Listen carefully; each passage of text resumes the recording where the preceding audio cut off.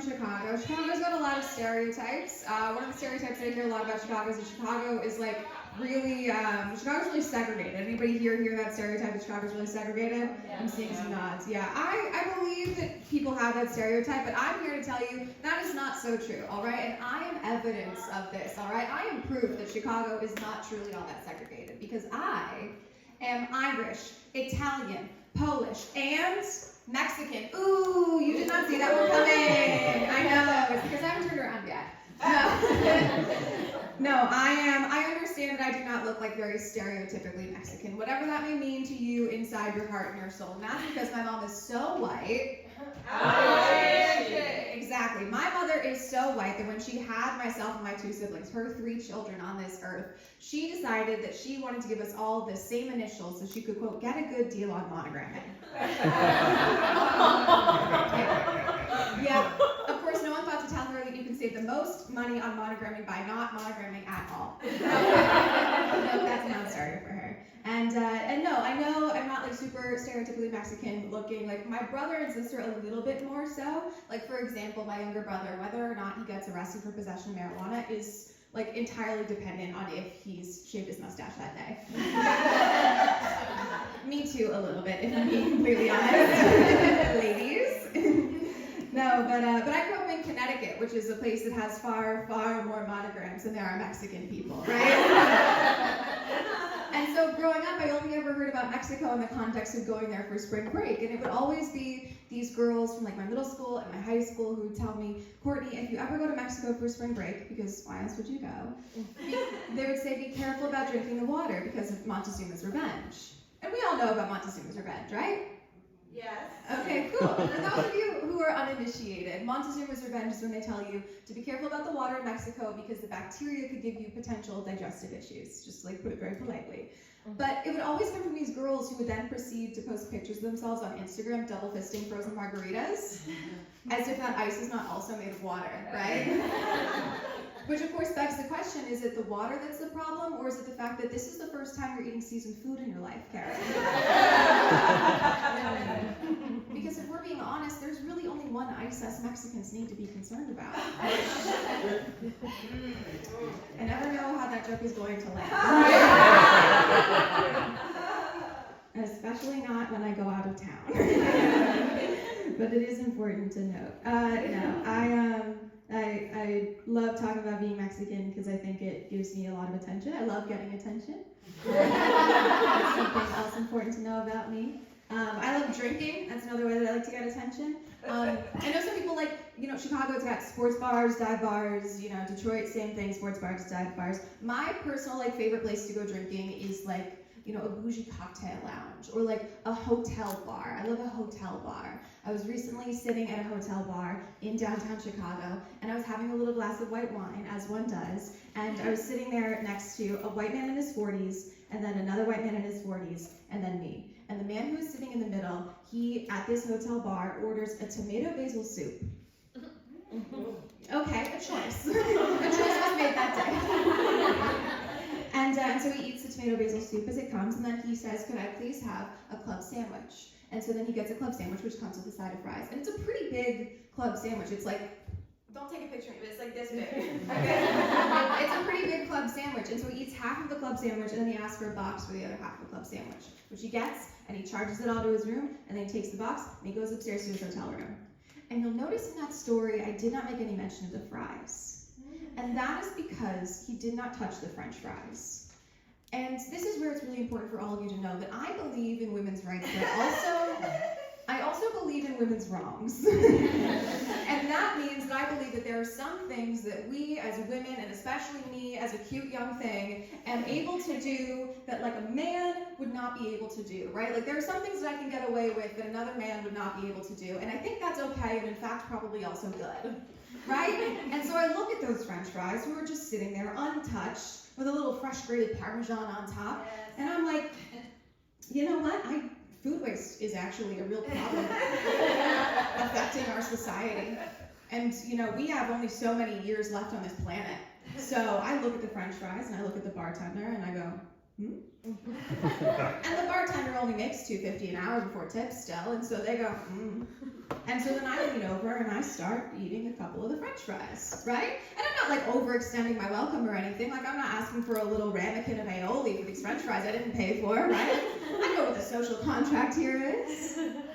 But so I'm eating these French fries, and the other white man in his 40s, he looks at me and he sees me eating these French fries. And so he looks at me, and then he looks at the French fries, and then he looks back at me. And he starts eating some of the French fries. Ew! Gross! Because when I do it, I am channeling my inner gatherer ancestors. Right?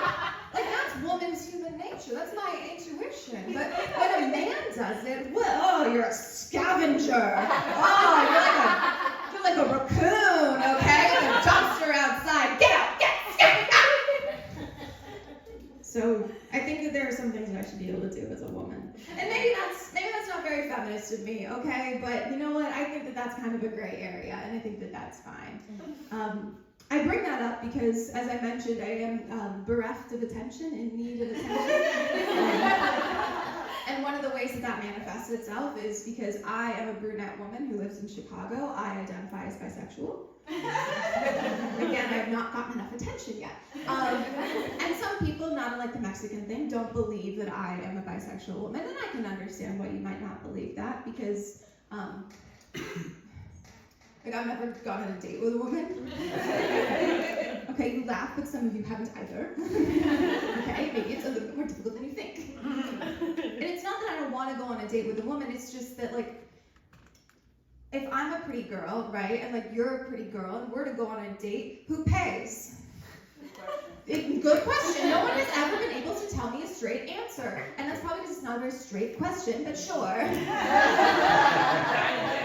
And so dine and dash, that's an option, but some people are like, oh, Courtney, it's 2024, obviously, like the dollar one pays or something. And I just think that the answer might be like the man sitting at the end of the bar who's staring at us and trying to steal our French fries. And I know that that's, maybe it's not very feminist, and women get paid like 75 cents on the dollar to men, unless they're women of color, which I am a lack of color, but sure, whatever. But I just feel like I've been on plenty of dates with plenty of men, right? And if we're being honest, like, if you're going to drug my drink, the least you could do is pay for it. Is that too much to ask, sir? I don't think so. He shakes his head. He says no. He agrees with me because he knows that's a woman's right.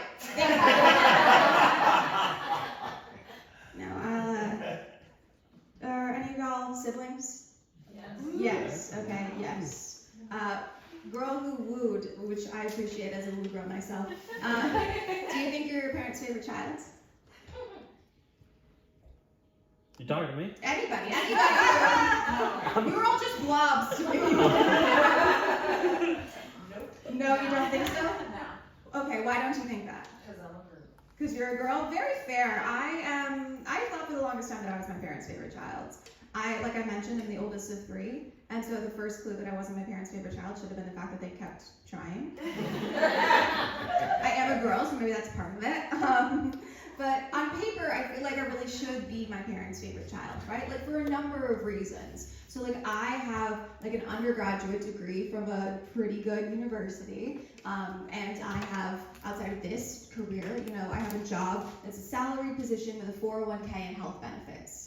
Right? My younger brother, for example, he works full-time in commercial real estate sales. That's like a 100% commission-based job. So whether or not he makes any money is entirely dependent on if he sells like an office park or a Starbucks or something else that nobody wants, right? And so he doesn't make any money.